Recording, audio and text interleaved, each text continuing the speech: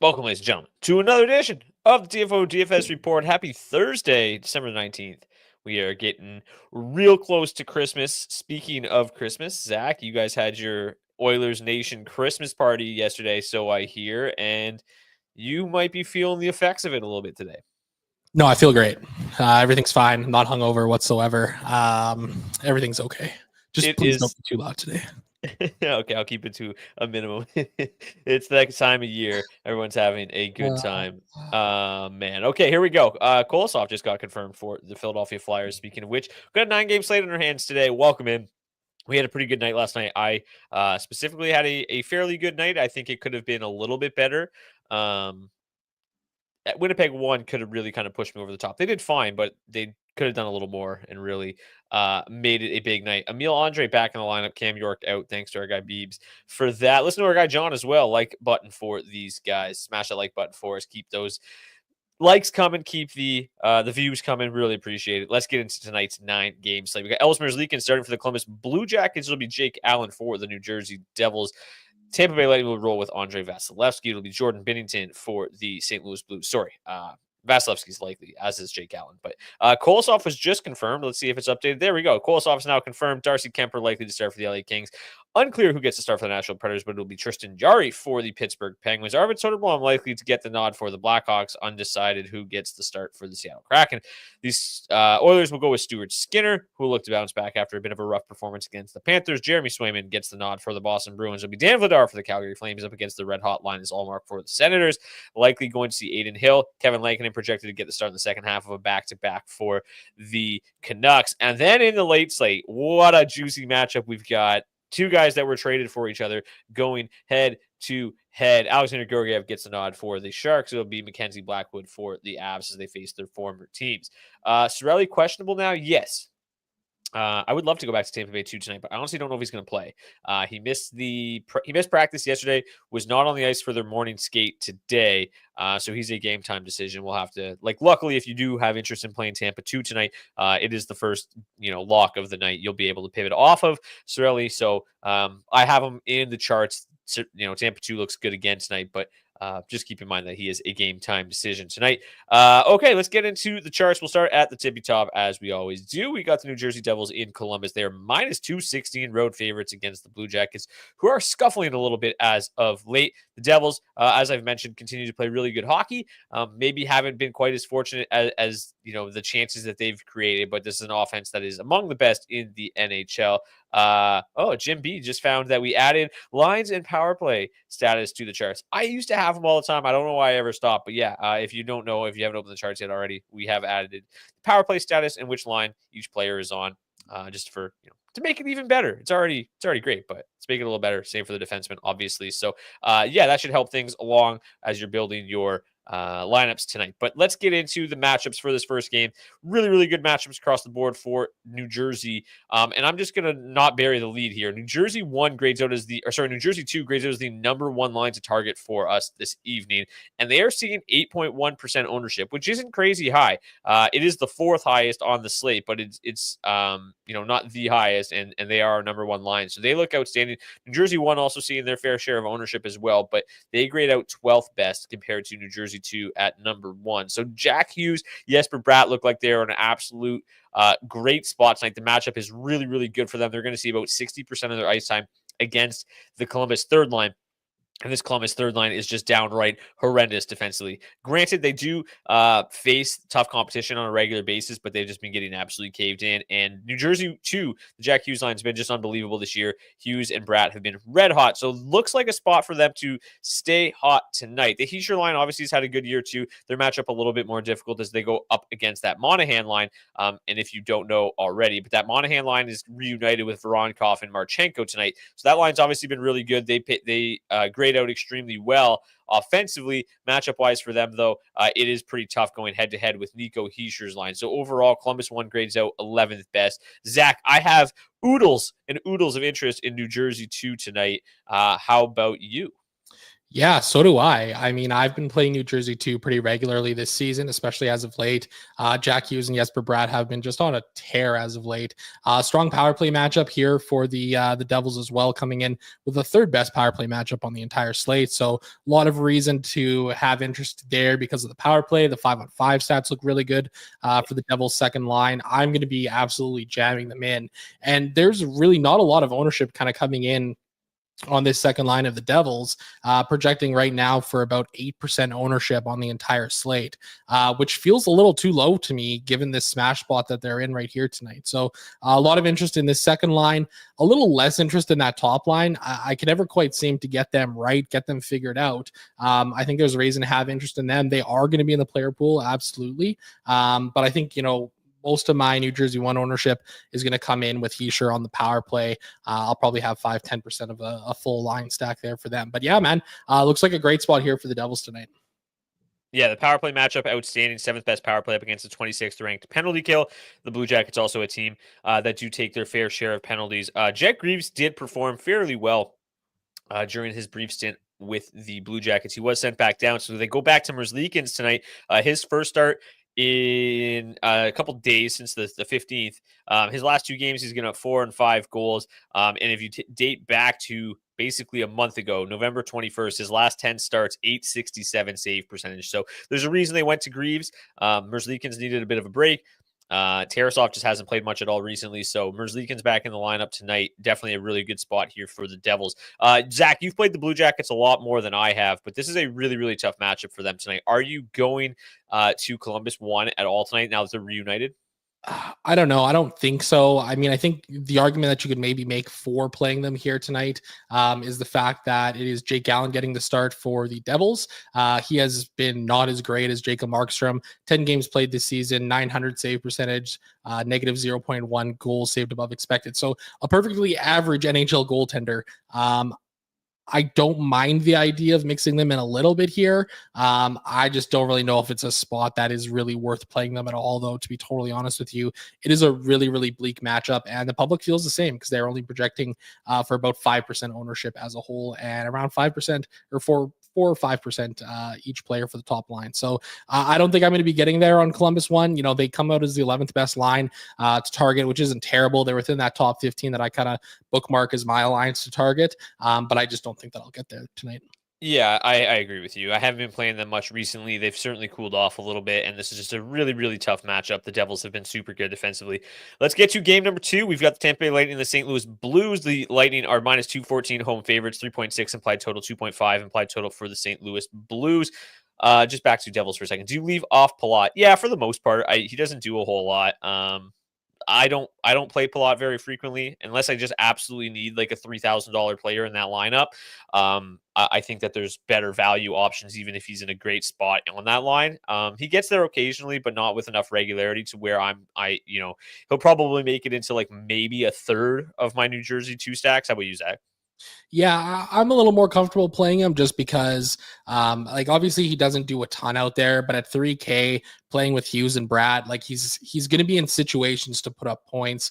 He's got 1.6 points per hour, which isn't really a whole lot given the ice time that he does see with them. But I am comfortable leaving Palat off of there. Let's get to the Blues and the Lightning. In terms of the matchups for this one, really, really good matchups basically across the board here for Tampa. You're going to see a lot of that Braden Point line against the Robert Thomas line. You're going to see a lot of the second line, whether it is Anthony Cirelli or not, up against the second line. Then the bottom sixes will kind of face off against each other. It's a really good matchup here for Tampa 2 tonight. So if Cirelli plays, I would be very interested in them again. Bit of a letdown spot for them the other night. Looked like they were in an absolute smash spot, and they just fell apart for us. Could have been a little better. Cirelli did spring Connor Geekie out of the box on a breakaway, and Geekie got stopped. That would have been a nice little boost there. Maybe got them going a little bit more. But yeah, really good spot tonight. I don't know how much, obviously, I'm going to get there with Cirelli being questionable. If he doesn't play, it looks like it's going to be Hagel, Connor Geekie, and Cam Atkinson on that second line. Their offensive metrics would obviously plummet without Cirelli. So at that point, probably not a whole lot of interest. But the matchup is still really good. They're going to face this really bad St. Louis second line. To me, if Cirelli's in, I'm getting to them a ton again because he's going to be super low and people aren't expecting him to play.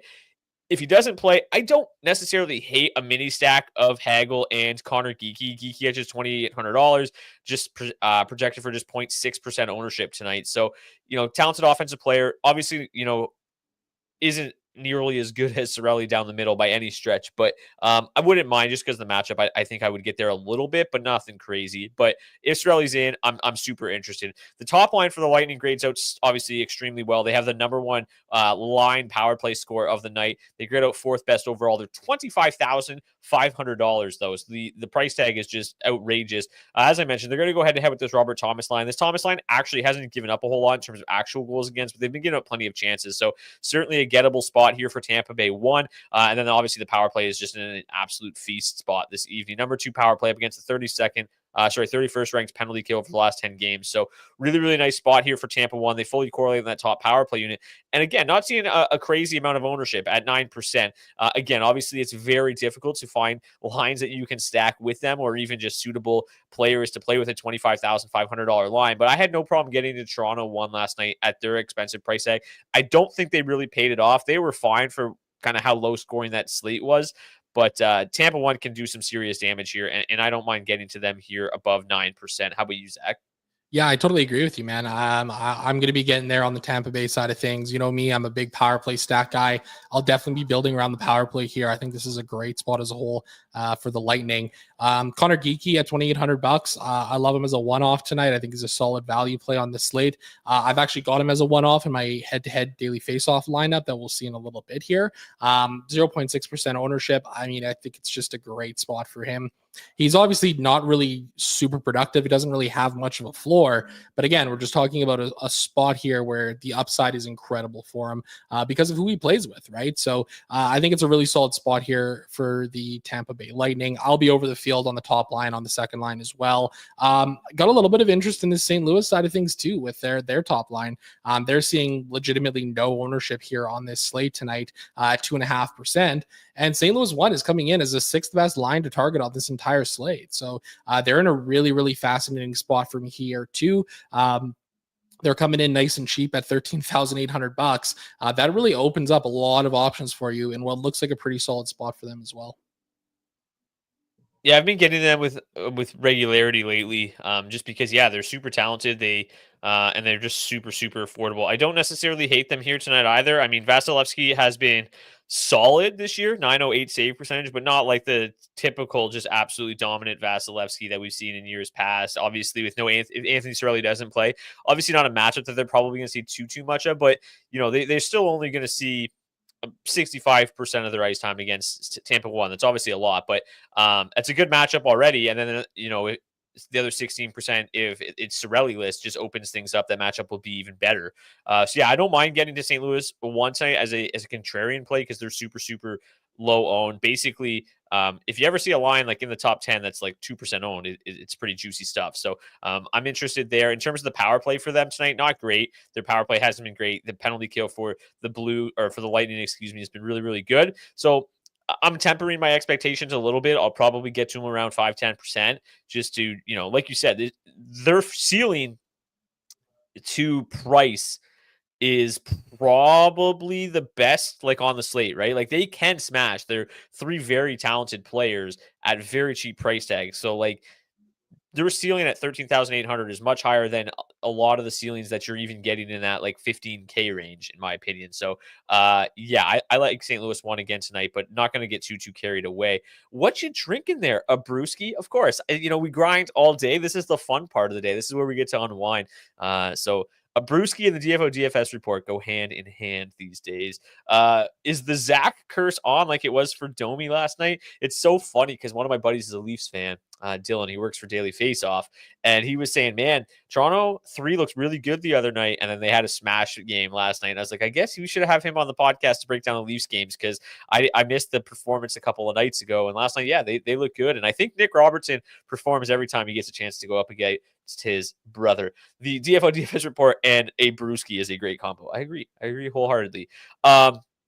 Any other thoughts on this game? Like, I don't really care about getting to the depth pieces of the Blues.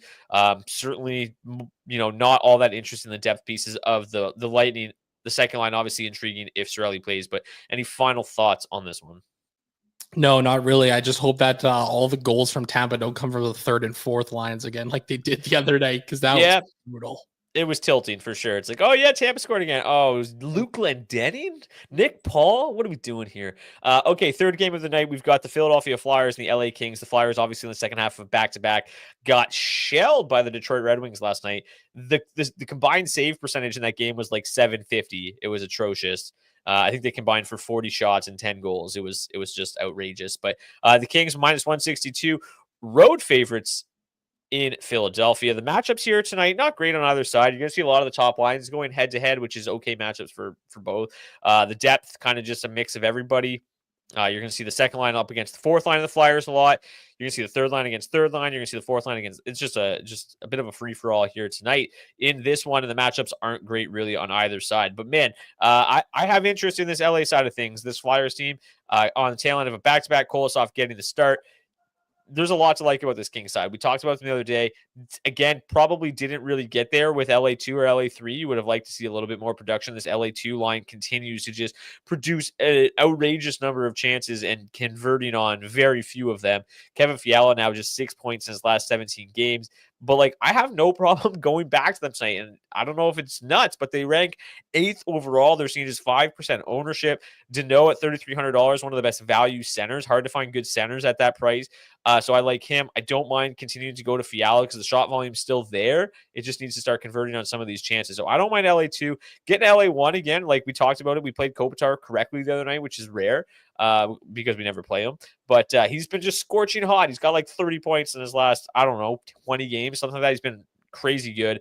Turcotte still just on that top line, just $2,800. Great value play. So yeah, I have no problem getting to the top 6 of the Kings, and even the third line. We talk about them a lot. Warren Fogle, great shot volume. Quentin Byfield, another really reasonably priced center at $3,200. I don't mind that mini stack at all either. So very interested in the Kings tonight, despite kind of what looks like a bit of a wishy-washy matchup. The one knock on them is always that their power play stinks. The good news, they go up against a shitty PK tonight. So they still have the 5th best power play advantage on the night. I like the Kings. Are you different than me at all? No, I like them too here. I mean, you mentioned LA1. You finally seem to fix Anze Kopitar and start getting them right here, which is always good to see. LA1, LA2, both grading out within the top 15 for me, or grading out in the top 15, which is really nice to see. I think I've got some interest in Philadelphia 1 here as well. Joel Farabee, just a guy that I love to play. Really solid floor you get from him at $3,300. It's an appealing price tag. But I agree with you on this second line. I've got a lot of interest. Kevin Fiala, 6K coming in tonight. I think he's a guy who is due to kind of be scoring some more goals here. His shooting percentage is right in line with what it's been in the past in his career. 1.1 goals for per hour, or individual goals per hour, 1.1 expected goals per hour. He's been productive this season, and I think this is a spot that he can continue to do so, especially with Kolosov getting the start here tonight. So yeah, I'm comfortable playing the Kings here tonight. I don't know if I'll get there through the power play or anything like that, but I think you're going to get exposure to those top power play, or that top power play unit rather, just by building around LA1 or 2 tonight. I don't think I'm going to be going too crazy. I'll be probably a little bit over the field on them both, considering they're only coming in for like 5-6% ownership. Pretty easy to double the field on them tonight in what looks like a fairly solid spot, even though the matchup score isn't really the greatest. Just Kolosov here for a sec. He has been better lately. 4-1-1 in his last 6, 901 save percentage. Still nothing crazy to write home about, but he's been better, not just that absolute sieve that he was early in the season. I probably won't get to too much Philadelphia tonight. The travel, the back-to-back, really, really tough matchup here. So I like them a lot. I played them some last night in a better spot than this, and this one is just a little bit scary for me. And the sports books agree with a 2.5 implied total, tied for the lowest on the slate. Nashville hosts the Penguins tonight. Nashville 3.3 implied total, minus 147 favorites. No Roman Josi again tonight. He skated this morning. He was on the top power play unit this morning. And then there's like, yeah, he's not playing. They traded Alex Carrier yesterday for Justin Barron. It doesn't sound like Barron's going to make his debut, but they also waived our guy, Mark Del Gozzo, yesterday. So it's unclear if he's going to be in the lineup tonight. They don't really know who their 6th defenseman is, which is just kind of hilarious. That team is wild right now. Matchups are both sides are outstanding in this game. No real matchups to break down. The matchups are basically just an absolute free-for-all. They used to match up Ryan O'Reilly a lot more when he was playing with Forsberg and Nyquist. Now that he's not, they're kind of just like, fuck it. Let's just wing it. Everybody against everybody. Here we go. So the matchups are hard to break down, but both teams pretty poor defensive metrics overall across the board. Top 6 for the Predators, top 6 for the Penguins, both just horrendous defensively. I think we have to start with Nashville 3. They're kind of just like the line that always pops in the charts for us. And, early in the year when they were still putting them together, I was like, okay, a lot of this is last year's sample. Now this is a lot of this year's sample, and they've been just as good. Now, we used to talk about this a bunch on this show. There's lines, Phil Deneau's line, Jordan Stahl's line, that generate a ton of scoring chances because they get to the dirty areas, they generate high danger looks, and the expected goals skyrockets. But they don't necessarily have the best finishers in the world. They're not a bunch of snipers, and they don't capitalize on these chances. So you're going to see these guys pop, but they're always going to be hovering around this like 2.6 or actual goals for mark. So it's hard to be like, yeah, I'm all in despite just unbelievable metrics. That being said, you also don't have to pay for them like they are superstar players either. They are $8,000, about minimum price for the entire line. They're seeing no ownership. I have no problem getting to Nashville tonight. They actually have the worst matchup of the bunch, but who cares? At $8,000, they're the type of line that you can play with a Tampa Bay 1, a Colorado 1, an Edmonton 1 with no issue whatsoever. So I don't mind getting to them at minimum price, but we have to also focus on Nashville 1. Once again, Nashville 1 coming in as one of actually the chalkiest line on the slate. They are $18,700. The Penguins have obviously had their struggles keeping the puck out of their own net this year, but the Predators have had trouble scoring. This top line has been better lately. The offensive numbers are solid. So I don't mind getting them tonight, but man, whenever this team comes in as the highest owned line on the slate, it's horrifying. The power play's been a nightmare. The Penguins' penalty kill has been good. That's going to limit their upside. Without Roman Josi, it's hard to have a lot of confidence that this Nashville team is going to continue to score goals or start scoring goals. So I'm probably going to be well under the field on Nashville 1 tonight, but I'll still probably be there around 5% because they are cheap in a pretty good spot, but it's scary. I agree with you. I just don't understand why the public is so wanting to get to Nashville 1 here tonight. Their price is creeping up a little bit here. They're $18,700 to full stack. Forsberg's price is probably a little bit too low right now. I mean, Stamkos and Marchessault, we've seen their salaries be much higher than they are right now. But even still, they're not really paying off on this value at this price tag on a regular basis whatsoever. You mentioned the goal scoring struggles that they have. Obviously Pittsburgh is no, world burner defensive team here or anything like that. As we saw, their numbers have really struggled here, especially in that top 6, top 9 defensively. So I'm going to be under the field on Nashville 1 here again tonight. I'll be over the field on the third line. I've got Tommy Novak as a one-off in my head-to-head lineup tonight. I think he's a solid play at $2,600. It costs you absolutely nothing to get that third line in there. So I really don't mind that whatsoever either. I just don't think that I can get there at 13, 14% for this top line. I'll have some exposure, maybe 5, maybe 10% in my 20 max tonight. But I don't know, man. It's scary that this is the chalkiest line, especially when you look at some of these other spots. Like we talked about New Jersey 2 already. We've talked about Tampa 1 and Tampa 2.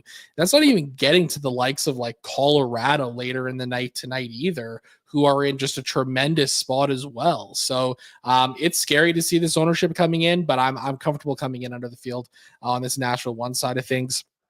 I think there's reason to have some interest in this Pittsburgh side of things as well. You take a look at the offensive numbers for Pittsburgh 1. They're just kind of struggling to convert right now on the scoring chances that they're getting. But the nice thing is that they're getting a lot of looks. So I think Rickard Rakell, Sidney Crosby, Brian Rust, they're too talented too talented to not be scoring more than they are right now. So I don't mind getting there whatsoever here tonight with a little bit of Pittsburgh one coming in fairly low ownership on this slate as well. And they're the third best line to target overall. Like, I mean, I think there's more than enough reason to mix in Pittsburgh one. 4.4% full stack ownership right now. I think I'll be double the field on that. Try to get a little bit different, get off of some of this Nashville one chalk, still getting some exposure to this game. Yeah, it's so we talked about it with the Rangers game, like not really having any confidence in what we were saying about that game because who knew what was going to happen with two teams struggling as bad as they were. The Rangers, we know, are awful defensively. The Penguins, we know, are awful defensively, but this Predators team still didn't generate a ton against the Rangers. Like if they won 2-0, that top line of Forsberg, Stamkos, Marchessault had just 7 shot attempts in 12 minutes. They generated just 0.2 expected goals for per 60. Just 0.26 goals, expected goals for per 6, not per 60. That's what I'm tripping up here. 4 scoring chances, 3 high danger chances in 12 minutes. Really didn't generate much at all. The only line that did anything was the Novak line, 0.78 expected goals for in 8 minutes. So, it's hard to be like, yeah, okay, yeah, it's a great matchup. It was a great matchup the other day, and they did nothing, and they're chalky. To me, it's been fairly easy chalk to fade, and I have no problem continuing to do so. I will get to some Nashville 3. Pittsburgh 1 is super interesting. The matchup is obviously good. Their underlying metrics are insane. And they actually have room to improve, probably. Raquel, Russ, Crosby, they've all been great recently. And as you mentioned, I mean, at 4% ownership, it's super easy to get over the field on Pittsburgh 1. Very, very interested in them. I've been playing them a lot lately, and they've been great. So I will go back. Just a couple of comments here. It's funny. I was literally going to ask in the Discord today if you could add line, power play, and forward D tab. So thanks for doing that. Willsby and Saros between the pipes. Yeah, I don't know how much Saros I'll get to tonight. We'll break down the goalies in a little bit, but Willsby still looks fine. He's playing a shitload. And yeah, mostly everybody in the chat learned about him on this show. So where Willsby stands now. So welcome in. Any final thoughts on this game? Like the other thing is like the power play is so bad. Like, so even if they continue to not generate that much at 5v5, how is Nashville 1 going to figure it out? On the power play. If Roman Josi was back tonight, I think you could talk me into it a little bit more. But without him, I don't know what to do. I totally agree with you. And I was just going to say that as well as kind of my closing thought here. Like, I think I'd feel a lot more comfortable getting to Nashville in this spot if Josi was in. Doesn't look like that's the case here. So I'm pretty comfortable once again coming in under the field on Nashville 1. The power play, it's atrocious there right now. But fire me up some minimum price Adam Willsby. 3-game point streak for him, a goal, 2 assists. I think he's a really interesting play at $2,500 tonight. Let's move on to game number. I don't remember. We've got the Blackhawks hosting the Seattle Kraken. Blackhawks are plus 127 home underdogs, just 2.6 implied total against the Kraken. To be fully transparent, we don't really know what Seattle's lineup is going to look like. So it sounds like Capo Caco is going to make his Kraken debut after being acquired via trade yesterday. It also sounds like Yanni Gourde's going to be back from injury. They sent 2 players down, opening up the lineup or roster spots for these 2 guys to step in. They said they didn't tell us where Caco was going to play, but it sounded like he was going to be in a top 6 role. Obviously, Brandon Tanev was on that top line while Gourde was out. Gourde, Tanev, Cartier obviously play together a lot of the 4th line. So the natural spot for Caco for me was that top line. I think it's a good spot to give him a look in this first game, but I don't know for sure. He's not even on the slate, so it's not like I can really do you wrong anyway. If he ends up being on the 4th line, you can't even play him. But just know that I have really no idea what these lines are going to look like. I feel like the 2nd and 3rd line are probably locked in. They've been playing so well. It'll probably maybe just be a mix in the middle or the top line or the 4th line here if things do change at all. Matchup wise for this game, not bad on the Seattle side of things. Obviously, the Blackhawks aren't very good defensively. 2nd line draws a pretty nice matchup here for the Blackhawks. As a whole, these are 2 teams that I don't get to very frequently. I know you don't really either. Do you have any interest here? Like Seattle 3 continues to play extremely well. They don't grade out amazing 24th best, but they are 9,200. They've played pretty well. They're saying a little bit of ownership. But are you staying away from that just for the fact that they've played well, but they've really outperformed what they've actually generated, and regression is probably going to set in eventually, but it's a cheap price to pay to kind of say, hey, can it happen for one more game in a pretty good matchup? Yeah, absolutely. Like I think I'm going to be getting to some Seattle 3 here tonight. They're projecting for 4.7% ownership. I think I'll probably be double the field. I mean, these guys are really cheap right now, $9,200. Shane Wright seems to be really finding his game at the NHL level as of late, putting up some solid point numbers. Oliver Bjorkstrand, I think, is just a solid play in general at $3,400. Solid floor, 8.5 shots on goal per hour of ice time. Eli Tolvanen, this is a guy shooting under his career average, so I think there's some positive regression due in his game as well. As much as it looks like those goal numbers could have some regression there, I think Tolvanen is a guy who actually could help reinflate some of that. So I've got some interest in that Seattle third line. I mean, I guess I got a little bit of interest in Chicago 1 here. Like Seattle seemingly has really struggled defensively this season. They're not quite as good as they had been in years past. I think it's a decent enough matchup to mix in a little bit of Connor Bedard and Ryan Donato there on Chicago 1. Both of these guys, fairly solid floors, all things considering. They've got no ownership coming in on them. I don't think it's an amazing spot or anything like that, but like getting 5% in there just in case Bedard decides to pop off and find the back of the net a couple times, I don't mind that whatsoever here on the slate tonight.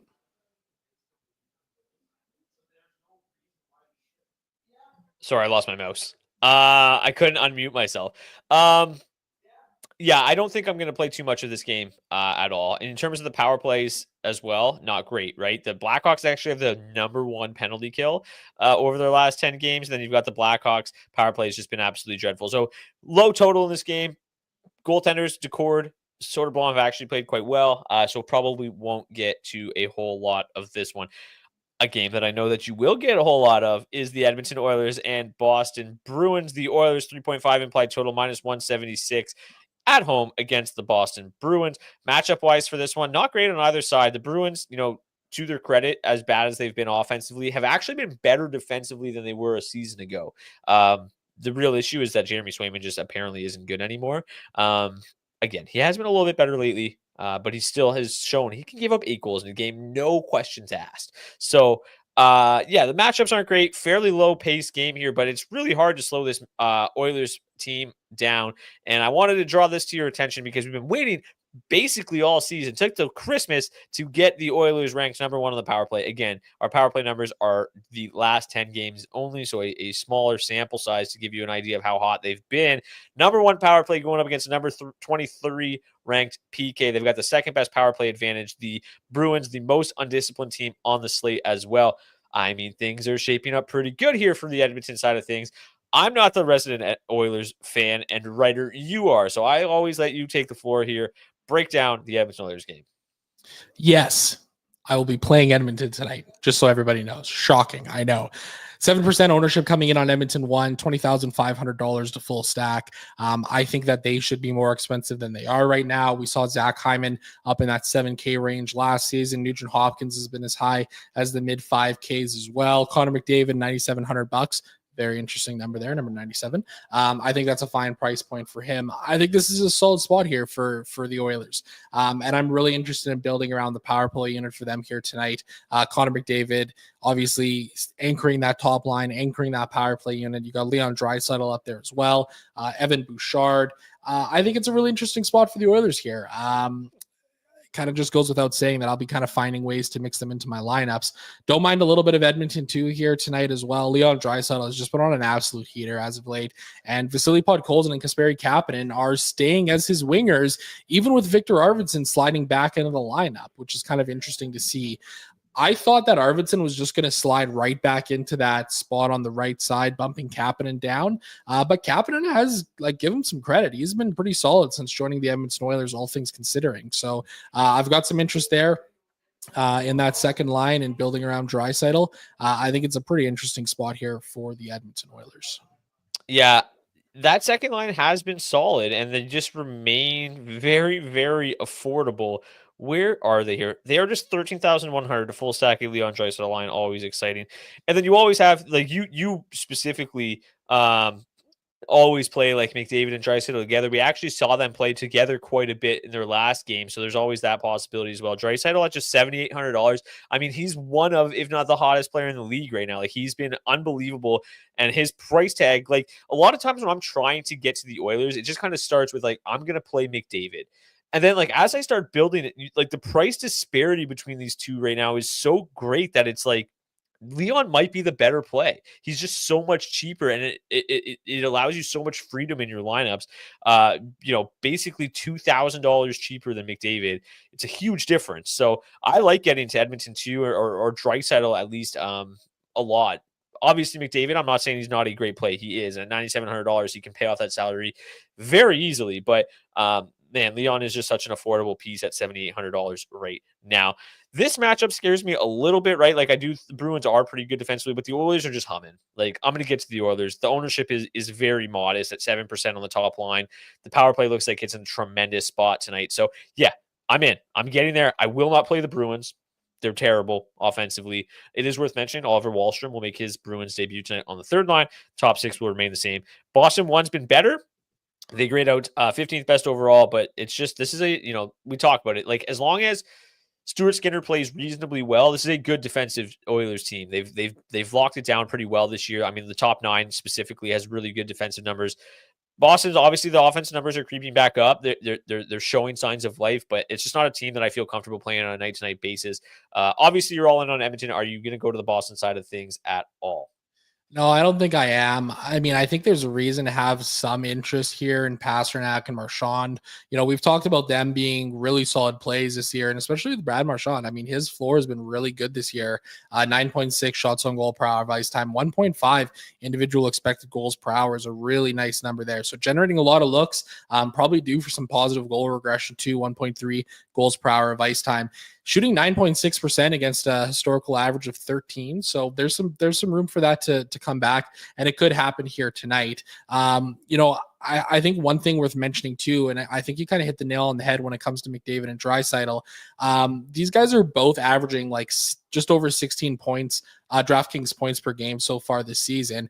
Leon Draisaitl specifically in his last 10 games, 8 goals and 19 points, averaging 19 DraftKings points per game. Connor McDavid, 5 goals, 19 points, averaging 16.8. I'm really surprised to see Draisaitl at $7,800, and he feels barely like moved. I know, it's ridiculous. It's a really, really nice number here, and I'm going to be well over the field on Draisaitl ownership tonight in what looks like a really positive spot. Let's get to the next game. We've got the Calgary Flames hosting the Ottawa Senators. The Sens -128. Road favorites. The Sens have been playing very, very well. Linus Ullmark is scorching hot ever since Zach called him a system goalie. He has been awesome.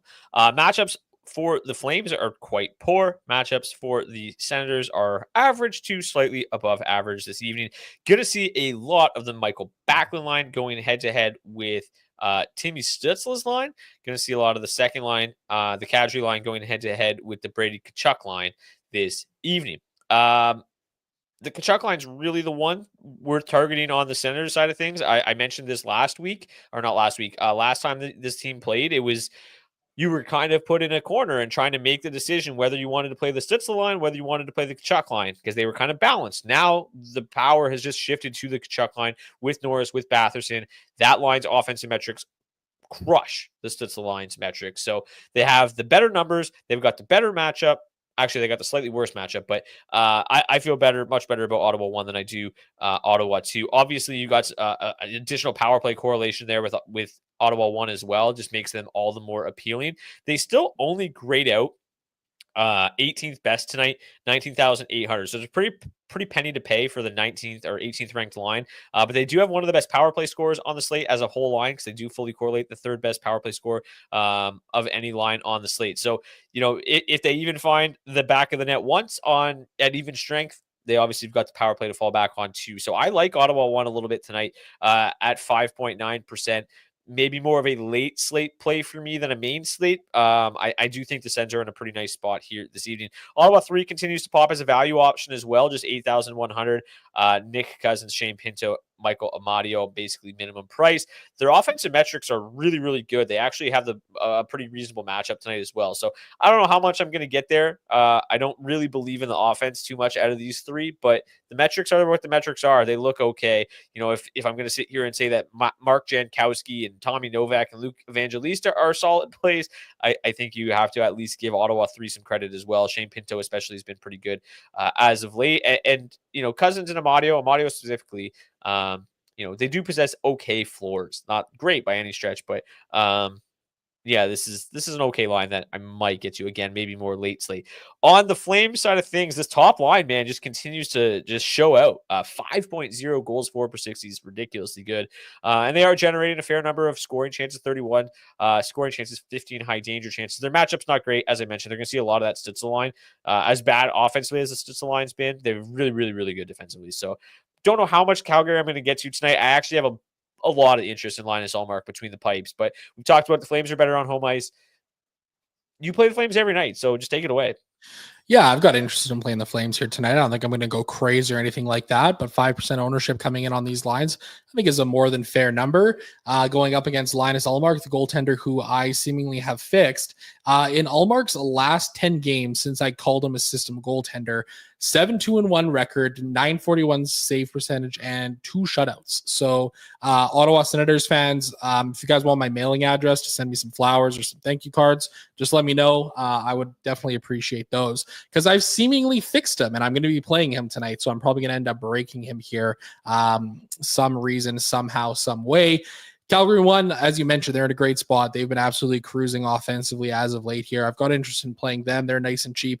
Also got interest in Calgary too as well here. I mean, I have most of my interest in Calgary too, and I know, shocking. When Coleman and Backlund are together, I think they really seem to play their best when they are together.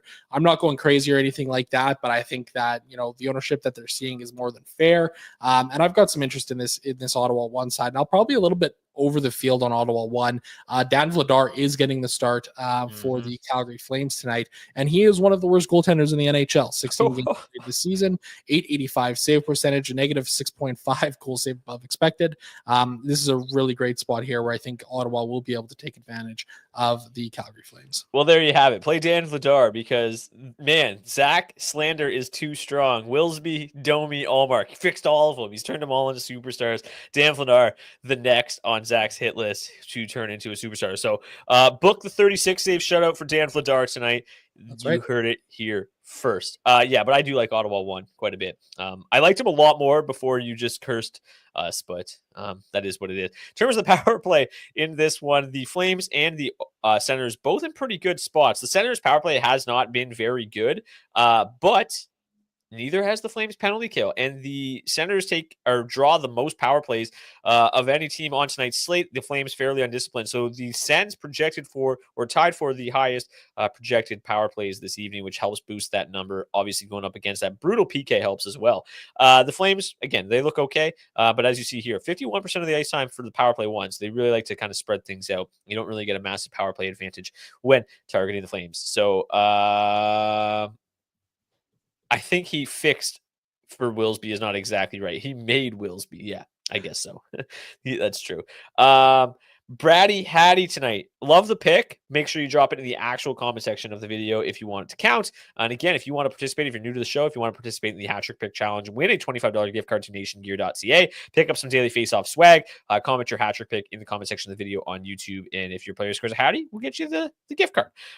Okay, we got Vegas hosting the Vancouver Canucks. The Canucks also won a back-to-back tonight. Minus 166 home favorites for the Golden Knights.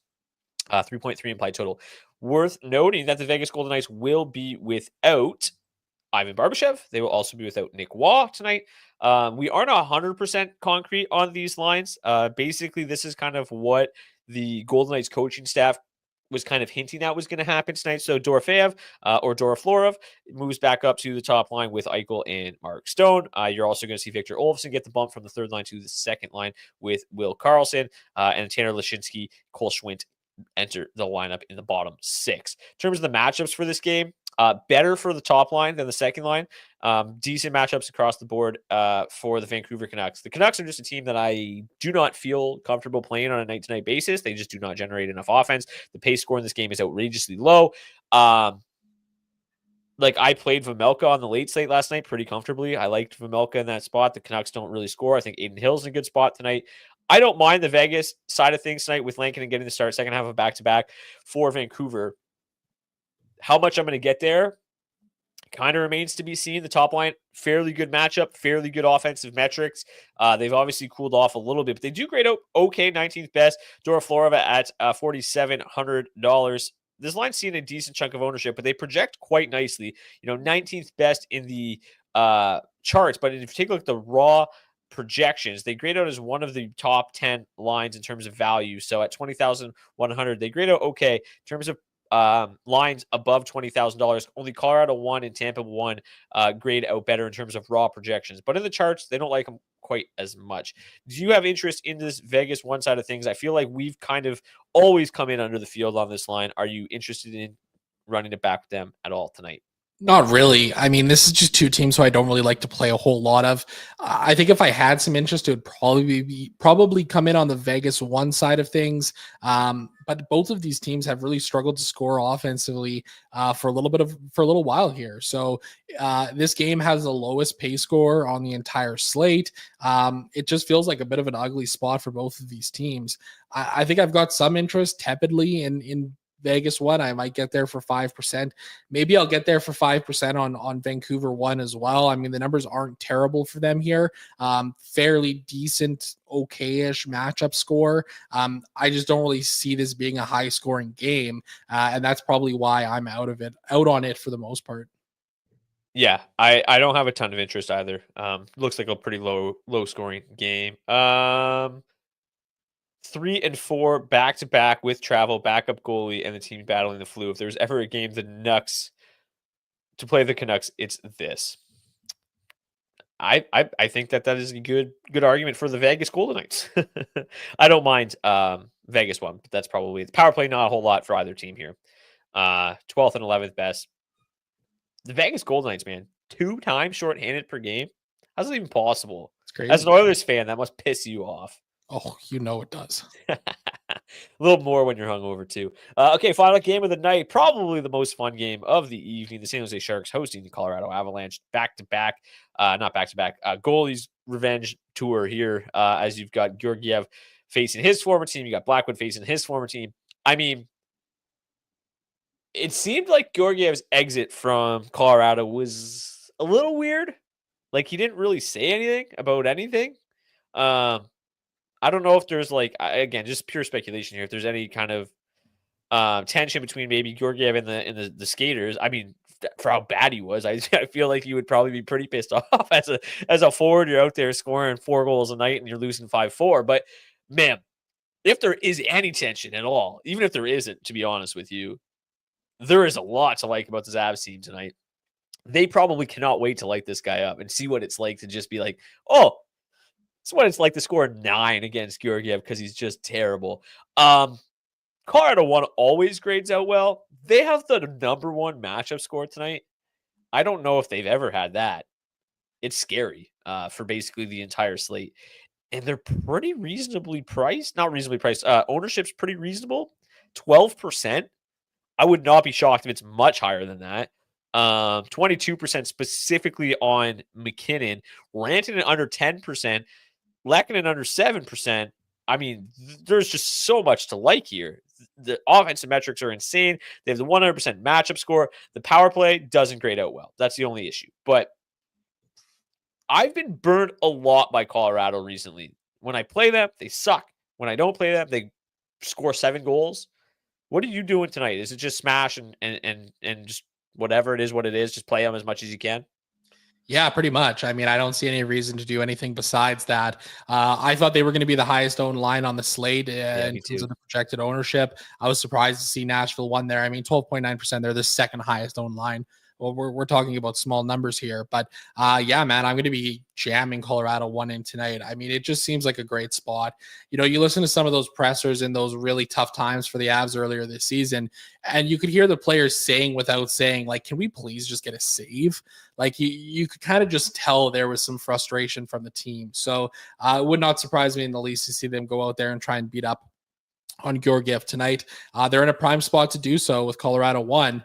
And you know what? I've got interest in this second line too. I mean, Valeri Nichushkin has been great since he's returned into the lineup. Ross Colton is beginning to find his way, picking up from where he left off earlier this season. 97.2 matchup score as well for them. They're in a great spot here going up against the top line, which they'll see most of their ice time against. I'll be firing up the top 6 as a whole here for this Colorado side. I really like the look of them here on this slate tonight. Yeah, lots to like. The second line is extremely affordable as well. They grade out ninth best overall, which is awesome. They're only 15,700, only seeing 5% ownership. I mean, they're in a really, really good spot. Middlestad, not a great floor, but at $4,500, who cares? Ross Colton, probably a little too expensive at 6,200, really kind of leaning on his early season form, but again, doesn't really matter because Nichushkin kind of offsets that. If their prices were opposite, you'd be like, that's perfectly normal. If Colton was 5K and Nichushkin was 6,200, excuse me, you would be like, oh yeah, that's perfectly normal. So 50,700, love them tonight at very modest ownership. On the Shark side of things, that Macklin Celebrini kid's pretty good, really good actually. The floor is unbelievable. This line with Toffoli and you've got the Kovalenko. Don't forget the Kovalenko rear edge narrative tonight. They look okay. The matchup's obviously not the best, but not the worst. Going to see a lot of the bottom six of the Avs. The third line's really good defensively. The fourth line, not so much. So do you mind getting to San Jose here in a bit of a different, get different spot? The second line grades out 23rd best. Kovalenko minimum price. Celebrini up to $6,500. They're seeing 4.3% ownership. Do you want to just ride Celebrini and hope he stays hot? Before we get to you, though, I'm going to take this one as a hat trick pick. Georgiev revenge shutout. If Georgiev gets a shutout tonight, we'll get you a $25 gift card to nationgear.ca as a hat trick pick winner there because I don't foresee that happening, but that would be chef's kiss. That would be unbelievable. But yeah, I have some interest in the Shark side of things. Probably not going to get too crazy on the main slate, but late slate, fire me up. I mean, they're red hot. Celebrating Toffoli have been great. And I don't mind, Kovalenko taking a dart throw with him on minimum price. How about you? Yeah, I totally agree with you there. I mean, Celebrini and Toffoli, just two guys with excellent floors right now. Celebrini 10.4 shots on goal per hour of ice time. Tyler Toffoli 10.5. These guys are coming in, 5-6% ownership. I've got some interest in them just solely based off of the floor that they provide. So it looks like it's going to be kind of a high flying back and forth game. It's got the highest pace score of the entire night at 99.6. I don't think there's any reason to get over, 5%, maybe 10% if you're looking to kind of really find some leverage in this game here. Late slate, I'd probably have more interest than that. But yeah, it seems like an okay enough spot here for San Jose too. But I don't think there's any reason to get to that top line here tonight or any of the other pieces from the San Jose side of things up front. All players last 10 games, Celebrini ranks 13th in the NHL in shots on goal with 35. So really, really good stuff there. In terms of shot attempts, where is he at? 18th best. Individual expected goals, he is not quite as high. 30th. Been really, really good. The floor is just insane. Let's get to the blue line. As actually power play, we already talked about it. Okay, let's get to the blue line here. Value. Who do we like tonight? Well, Brady Shea, still in top power play unit. If the Predators are going to be chalky, Brady Shea at least feels like a way to get exposure to that Predators chalk without actually playing that top line. At $4,100, I played him in my head-to-head the other night. Feel pretty good about him at that price tag. I think David Severson is going to see some additional ice time tonight at $4,200 as well with Dante Fabro sideline. Devon Toews at $3,600 is always a solid punt. Brett Pesce, I mean, his price is going down. We talk about him every time as a great value play, and now Pesce's ice time has gone down. We actually had a question about him earlier, Pesce or Luke Hughes on D. I prefer Pesce. I think he's just got a better floor. Luke Hughes really hasn't done a whole lot. Not like he's on the top power play unit or anything. So I prefer Pesce. Do you agree? I do agree. Okay. And who else here? I mean, he only grades out slightly ahead of Luke Hughes. Who else? Willsby minimum price grades out pretty well. He is projected for 20 minutes at minimum price. Can't really go wrong there. Sam Malinsky is just the sturdiest of floors at $2,900. Love me some Sam Malinsky as well tonight. I keep firing him up. I've been rambling. Oh, Shakir Mukhamadullin going to move up to the power play tonight. Maybe projected for a few extra minutes this evening with Timothy Liljegren coming out of the lineup at 0.1%. I think you could do worse than that. He blocks a shitload of shots. You have to imagine the Shark or the Avs are going to be firing a lot on goal. Kevin Ball's been actually playing pretty well as well. Increased ice time since moving up to the top pair for the Flames at just $3K. I've been rambling. Who sticks out to you, Zach? Yeah, Brett Pesci is probably one of my favorite plays on the entire slate. I mean, his last 3 games, 15 points, 14.1, and 6.5, and his salary has gone down a couple $100. Why? I don't know, but you know what? If they're going to give him to me a Who couple $100 knows? cheaper, I'll just keep playing him. Like Adam Wilsby at minimum price on DraftKings here. Ivan Provorov, I like him at 3K here tonight as well. Devon Taves, $3,600. Think he's in a pretty solid spot, as well as Sam Malinsky too. I've got a little something interesting in my DFO head to head with those two guys. And then Mark Del Gaizo, if he's in the lineup tonight, I like him too at $2,600. But yeah, Brett Pesci, probably my favorite defensive play on this slate. If you don't know who Adam Wilsby is, played 5 games, in his last 5 games, 4.5 DraftKings points, 4.3, 9.3, 8, and 16.9 in his last game. Hit the block bonus. 22, 21, 22, 22 minutes in his last 4 games. Love to see it at minimum price. Taves been playing big minutes. Yeah, he played like 27 minutes the other night, $3,600. Phenomenal. Okay, let's get to the tendies tonight.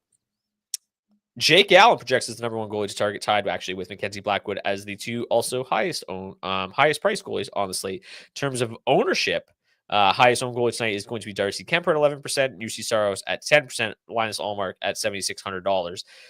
I don't typically pay up for goalies unless they're like the elite of the elite, which I don't really think that Allen and Blackwood are. So I won't be paying up too much there. I don't really even love Vasilevsky at $8,300. So a lot more of my interest is probably going to start around the Darcy Kemper range. I don't mind Kemper at $8,100. Probably not going to see a ton of volume, but has a pretty good shot to lock up the W tonight against a tired Flyers team. Love Linus Allmark at $7,600. And honestly, like that's kind of it. I think Aiden Hill and Saros are okay. Aiden Hill at $7,900. I think that's a good matchup, but just doesn't see a lot of volume, so it's probably not great. I think I just prefer Allmark there. As far as the cheap goalies go, I don't mind Soderblom. Like the Kraken really don't score a lot. The Blackhawks have looked a little bit better since the coaching change. At $7,200, I don't mind getting to Soderblom. The rest of these goalies though are pretty bleak. So yeah, for me, just to kind of summarize, Kemper, Allmark, Saros, Hill, Soderblom are probably my top 5. I'll have my top 5 in terms of exposure tonight. How about you, Zach? Yeah, I think that's pretty fair. I don't mind any of those names. I like Joey Decord here at $8,200. I'd be willing to pay the extra $100 over top of Kemper, and I do like Kemper here on this slate as well. I've got tepid interest in UC Saros. I think Stuart Skinner is an okay play tonight at 8K. Not going to go too crazy there though. Linus Allmark at $7,600. I really like him on this slate here. You could probably talk me into Kevin Lankinen at $7,500 too, but anything cheaper than that doesn't feel the greatest. Soderblom, I think he's a fine play if you need to get really cheap at $7,200, but nothing crazy to write home about there. Let's get to the daily face-off head-to-head, or I guess just the daily face-off. But before we do, again, if you want to participate in today's hat trick pick challenge, drop your hat trick pick in the comment section below the video. On your way down there, smash the like button if you could. Always helps out the show, especially as we try to grow this new channel. I won yesterday's head-to-head again, 2 in a row for me now. I'm 23-21 on the season. This is my lineup. I went with the Jack Hughes, Jesper Bratt mini stack. Love that spot. Wanted to get some Avs in there. Lehkonen and Nichushkin, just way too cheap at $5,200 and $5K. And then it was kind of like trying to figure out how I wanted to build the rest of this lineup. Obviously needed some punts. I don't mind Novak. I like Novak. I don't mind Jankowski. I would prefer Evangelista just to have enough funds because I squeezed Cale Makar in there at $8,400. I do just think that these Avs are going to light them up tonight, light up their old pal Georgiev. So even if the power play struggled, I do think that a little bit of power play correlation here with Lehkonen and Chushkin and Makar is fine. And then obviously the $2,800 Brett Pesci. The problem is that left me with only $7,200 and I could only afford Arvid Soderblom. So not my favorite goalie play, that's for sure. But I started this build with Linus Allmark, but squeezed in Soderblom in there at the end because I just wanted to get up to Cale Makar. So looking to go to 24 and 21 with this lineup tonight. Who do you got, Zach? I'm gonna have to keep this short and sweet because I got 2% battery life on my laptop and I don't have my charger with me. Wanted to get some Edmonton in there, so I got Connor McDavid and Ryan Nugent-Hopkins. New Jersey too, they're just in a smash spot tonight, so we got Jack Hughes and Jesper Bratt in there as well. Also like the Nashville 3 angle there with Tommy Novak. Instead of going with Jankowski, I ended up going with Connor Geekie at $2,800. Get a little bit of exposure to this Tampa side as well here. And then defensively, this is where I got my Colorado in. Sam Malinsky and Devon Toews, both of these guys play a lot of their minutes within the top 6. We talked about Malinsky's floor as well here earlier, and I think Devon Toews at $3,600 is an okay play today too. And then we got Linus Ullmark, $7,600. He fit in there well. Wow, got it in there without the laptop dying. Zach, it's been a pleasure. If you leave before I finish my closing arguments here, is Brett Pesce on the power play? The site says otherwise. He is not on the power play. If I said that he was, that was a mistake, but I don't think I did.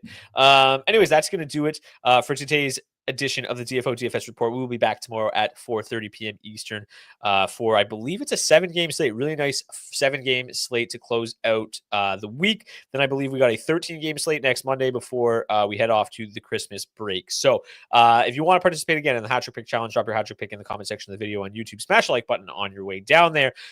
Thank you to our friends at rotogrinders.com for providing us with projected ownership for today's show. If you want to get $20 off your first month of RotoGrinders NHL Premium, you can do so by clicking the link in the description of the video on YouTube. Take everything you learned in today's show, throw it in their optimizer, and build that optimal lineup tonight. And if you want to join our DFO DFS Discord, you can do that by also clicking the link in the description of the video on YouTube. Come join the community. We've been growing every single day. And we just talk DFS all day long. And if there's lineup changes, if there's players missing in warmups, we will let you know so you don't have any dead lineups. That's going to do it for this edition. Thank you guys so much. Again, smash that like button if you could. Be really, really fun. I see some people dropping their hat trick picks in the live chat. Please don't do that. Comment section of the video on YouTube. Best of luck. Hopefully you return with more money in your bankroll tomorrow than you had tonight. Until tomorrow, cheers. Leon Draisaitl hat trick.